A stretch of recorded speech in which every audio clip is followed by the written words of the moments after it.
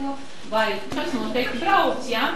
Un tagad ar tādu braukšanas naudu, jums noteikti vecāki kārtoja paši braukšanas naudu, un arī turpmāk jūs kārtosiet. Un kas tā par braukšanas naudu? Tas ir tramvaju, trolejbus, autobus vai trakās satiksmes līdzekļi ir vajadzīgi.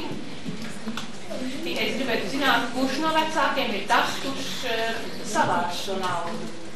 Ir tāds vai nav? Ja jūs sarunājiet, jā, tad jūs bijāt tā, nododiet savu stāstu. Pusdienas naudu savāk tikai vienā dienā. Un gribētu tā, kā es arī ar iepriekšo klasi, nāk pēc brīva, kurš ar mani kopā visu laiku runā.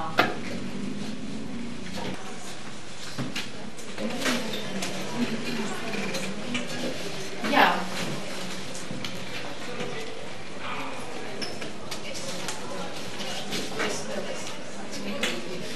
Vēl vajadzīgas līdzības.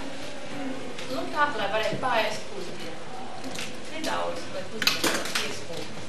Un tādu norunāsim, kādu salatītu, ko paklāt apakšā uz galda, noliks priekšā, šeit par klasē, pārēdīsim.